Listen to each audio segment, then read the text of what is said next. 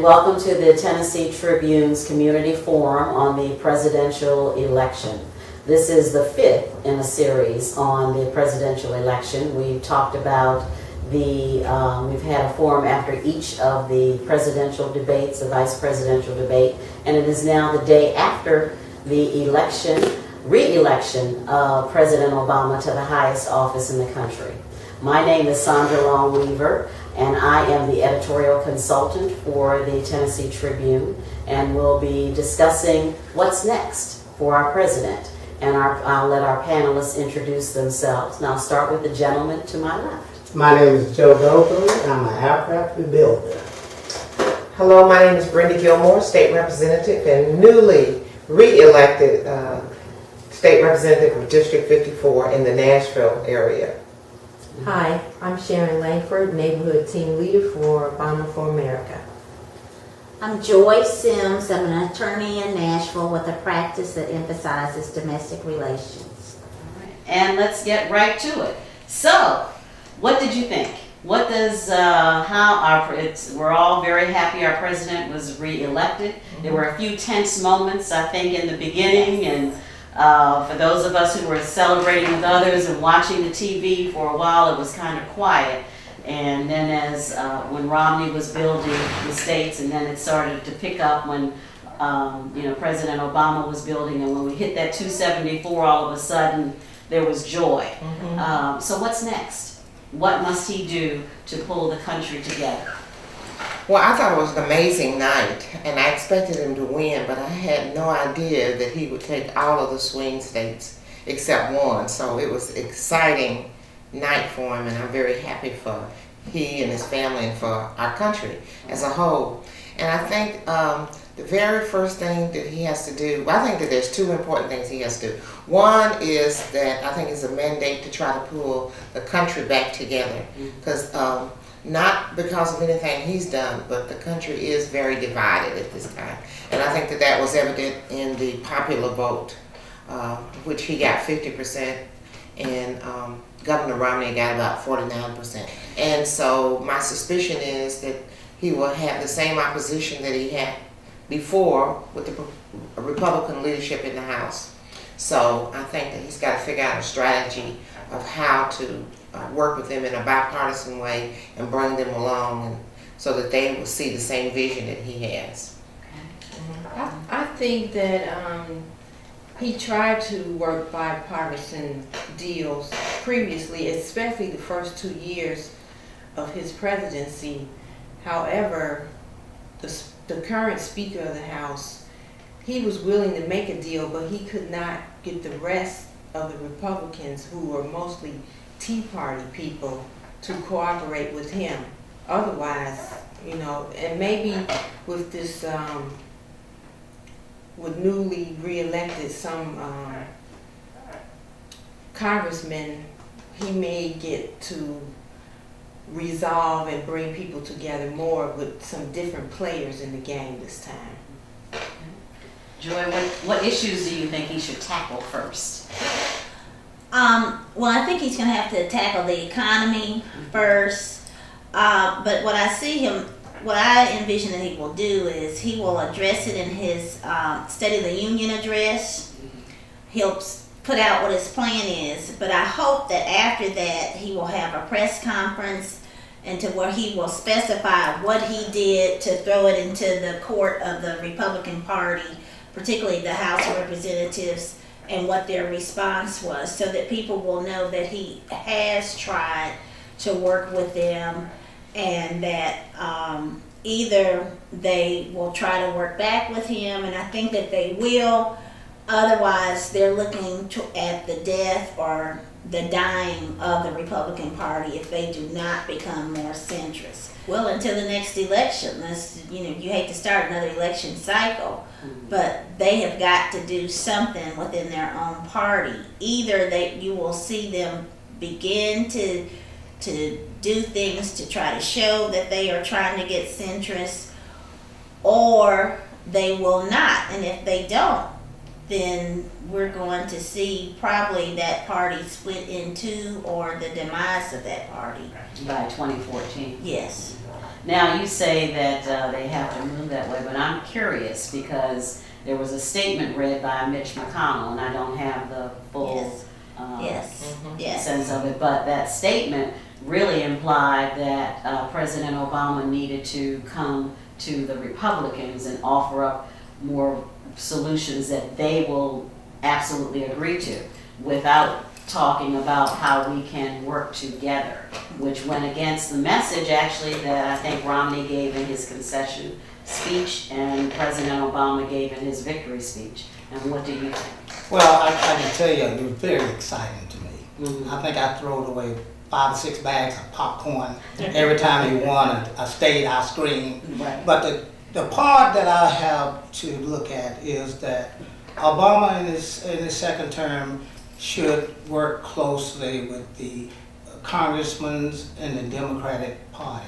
Sometimes you have to go over the cliff, the physical cliff, before you can be able to get justice. The Republican Party, the teabaggers, have so much influence in their decisions that they are not going to cooperate with him.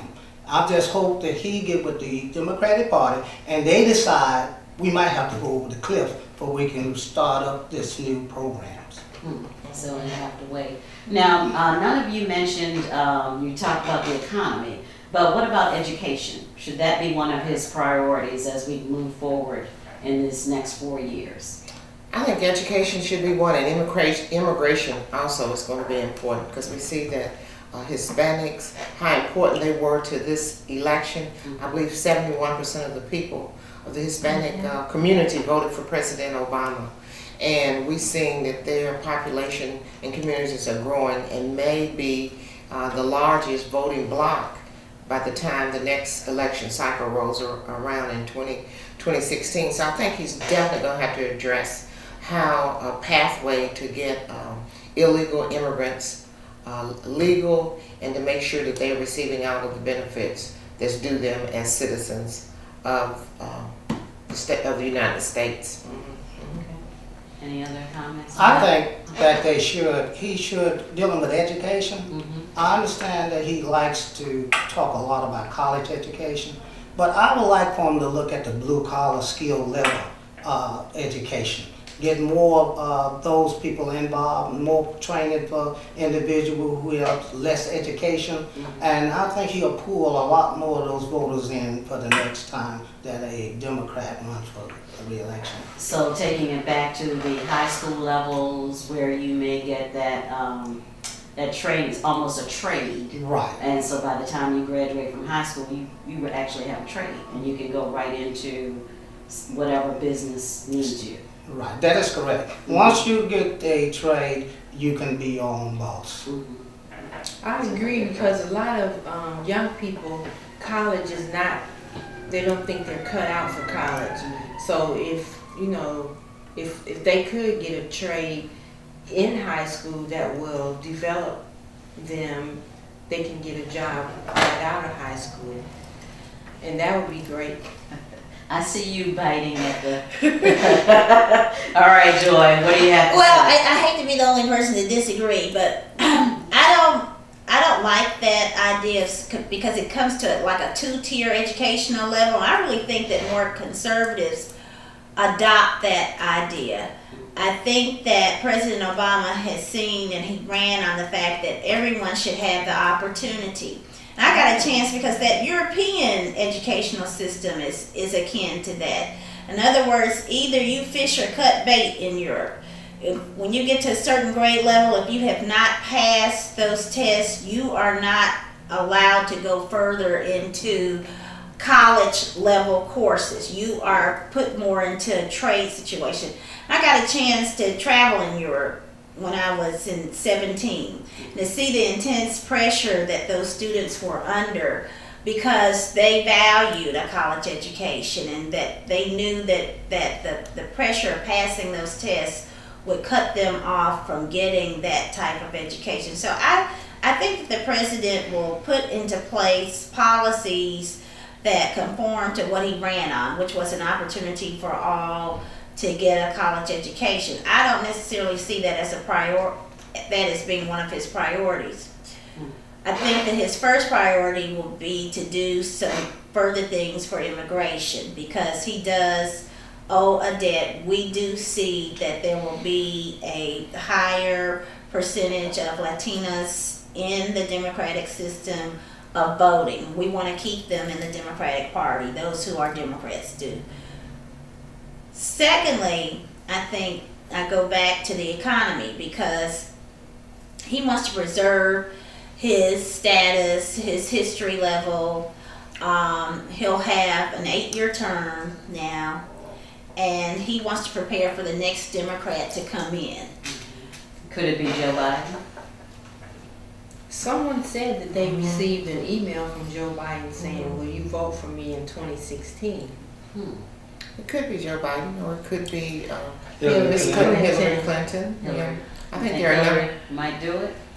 Yeah. Who knows? Who knows? Rumor is that she's going to step down from Secretary of State. Right. I supported Hillary Clinton before Barack Obama was running.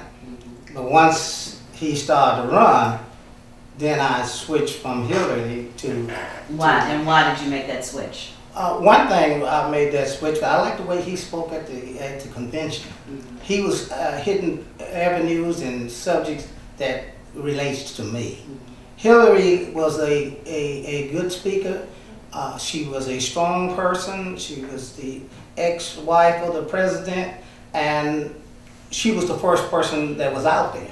But when Obama came along, that seemed to impress me. Okay.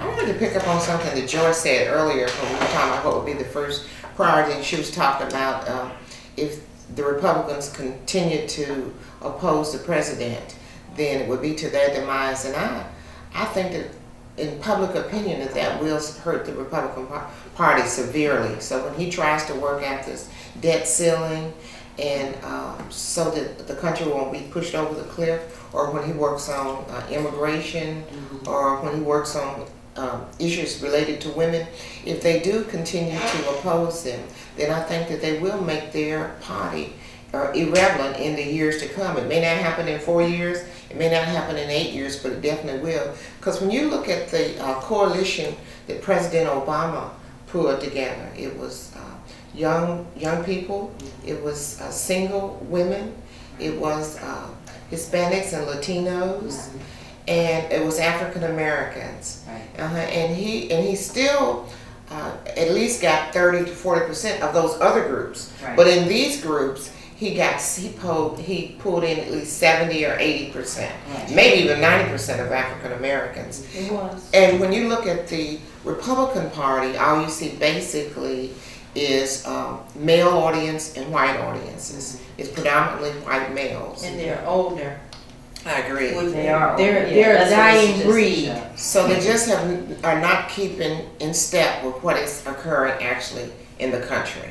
The country is browning, and the Republican Party has either, for whatever reason, whether they accept it or they just don't recognize that America is changing. So we're not in a post-racial society. I mean, people like to say that in 2008 when he was elected, and that is proven not to be true. But in 2012, it's still not true. Well, I think racism was brought to the forefront once President Obama was elected in 2008.